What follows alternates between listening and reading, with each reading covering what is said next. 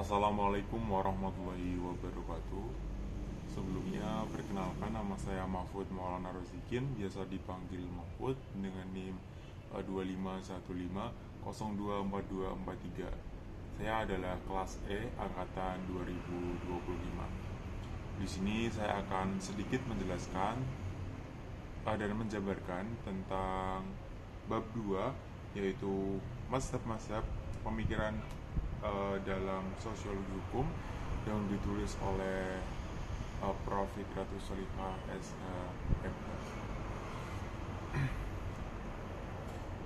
Mazhab-mazhab pemikiran dalam sosiologi hukum. A. Aliran-aliran dalam sosiologi hukum. Terdapat dua aliran yang mengembangkan sosiologi hukum, yaitu yang pertama, aliran positif. Aliran ini hanya ingin membicarakan kejadian yang dapat diamati dari luar secara murni. Mereka tidak mau memasukkan hal-hal yang tidak dapat diamati dari luar, seperti nilai dan tujuan. Berikut adalah yang melatar belakangi tumbuhnya sosiologi dalam filsafat positivisme. Yang pertama, semua pengetahuan harus didasarkan atas pengamatan empiris, baik itu alam, manusia, maupun masyarakat. Yang kedua, pengamatan harus diberi nilai tinggi dari suatu gagasan. Selanjutnya, aliran normatif. Menurut aliran ini, hukum bukan merupakan fakta yang formatif, tetapi merupakan suatu institusi nilai. Hukum mengandung nilai-nilai dan bekerja untuk mengekspresikan nilai-nilai tersebut dalam masyarakat. Menurut aliran ini, hukum bersifat derivatif karena itu tidak dapat dipisahkan dari institusi primer seperti politik dan ekonomi. Yang B, peletak-peletak dasar sosiologi hukum. Sosiologi hukum sebagai disiplin ilmu memiliki tokoh-tokoh penting yang meletakkan dasar pemikirannya, yang sebagian besar juga merupakan tokoh kunci dalam sosiologi klasik. Tokoh-tokoh yang sering disebut sebagai peletak dasar atau yang memberikan kontribusi signifikan terhadap perkembangan sosiologi hukum secara global. Yang pertama, tokohnya adalah Émile Durkheim, yaitu sosiologi Prancis yang membahas fungsi dan peran hukum dalam masyarakat. Konsep utamanya adalah hubungan antara jenis solidaritas sosial, maksudnya mekanik dan organik, dengan jenis hukum yang berlaku, maksudnya represif dan restitutif. Hukum dipandang sebagai simbol nyata dari solidaritas sosial. Tokoh yang selanjutnya ada Max Weber, yaitu sosiologi dan ahli hukum Jerman yang mengkaji hubungan antara hukum, ekonomi, dan bentuk-bentuk otoritas. Ia mengembangkan tipologi hukum berdasarkan rasionalitas. Hukum rasional maksudnya formal dan substantif, dan hukum rasional maksudnya formal dan substantif. Karyanya yang terkenal adalah analisis mengenai perkembangan hukum rasional formal di barat dikaitannya dengan kapitalisme. Selanjutnya ada Karl Marx. Meskipun bukan sosiologi hukum dalam pengertian modern, pandangannya tentang hukum sebagai superstruktur yang menyelesaikan dan melegitimasi kepentingan kelas yang berkuasa, maksudnya infrastruktur ekonomi, sangat berpengaruh dalam studi kritis sosiologi hukum. Tokoh yang selanjutnya adalah Eugene Erlalia, ahli hukum dari Australia yang memandang hukum bukan hanya aturan yang ditetapkan negara, maksudnya hukum positif, tetapi juga aturan yang hidup di masyarakat, maksudnya hukum yang hidup. Karyanya sangat menekankan pentingnya studi empiris terhadap praktik hukum dalam masyarakat.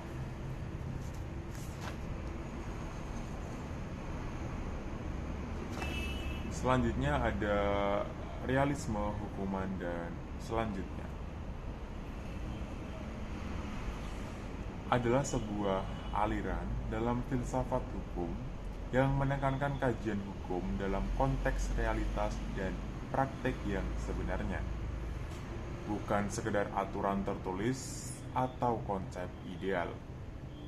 Fokus utamanya adalah realisme hukum memandang bahwa hukum yang sesungguhnya adalah apa yang dilakukan oleh penegak hukum, maksudnya terutama hakim, dan bagaimana hukum memengaruhi perilaku manusia dalam kehidupan empiris.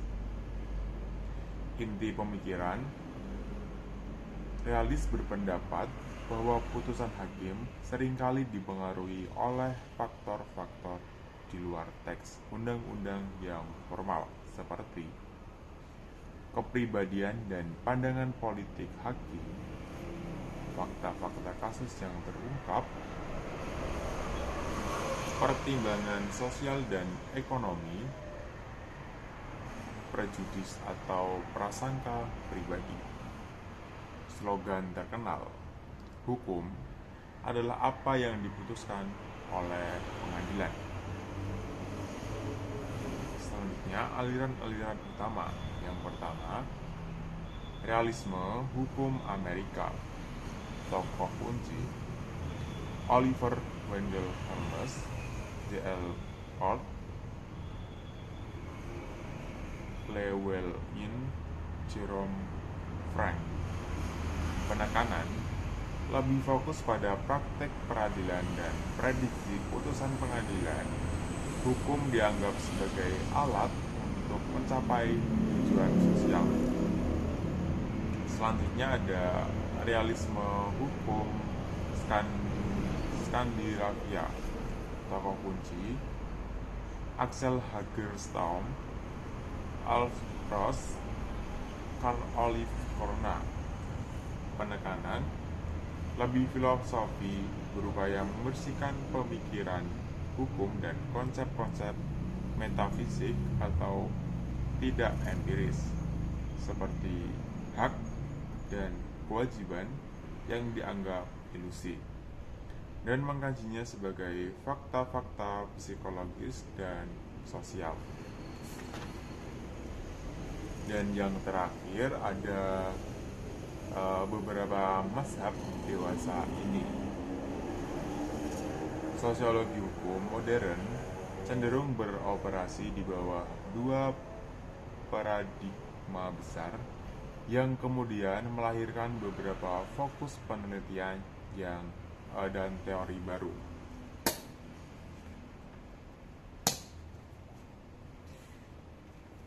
Yang pertama ada paradigma konsensus. Paradigma ini melihat hukum sebagai refleksi nilai-nilai bersama dan norma yang disepakati oleh masyarakat. Hukum dipandang sebagai alat untuk integrasi sosial dan pemeliharaan ketertiban.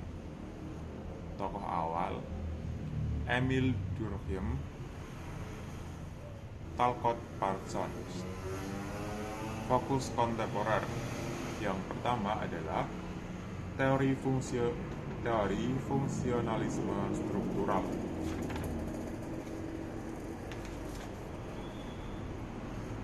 Yaitu hukum adalah salah satu subsistem yang harus berfungsi secara harmonis dengan sistem sosial lainnya, maksudnya ekonomi, politik, untuk menjaga stabilitas.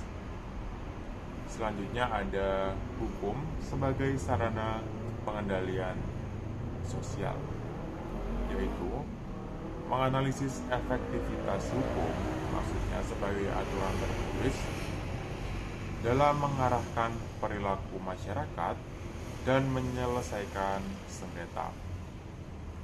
Kemudian ada studi empiris tentang kepatuhan hukum, yaitu penelitian yang berfokus pada mengapa dan bagaimana orang mematuhi atau melanggar aturan hukum.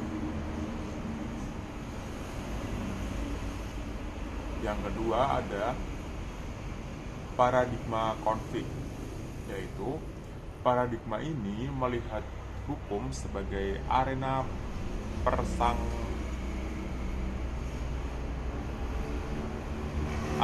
persongan dan manifestasi dari ketidaksetaraan kekuasaan dalam masyarakat.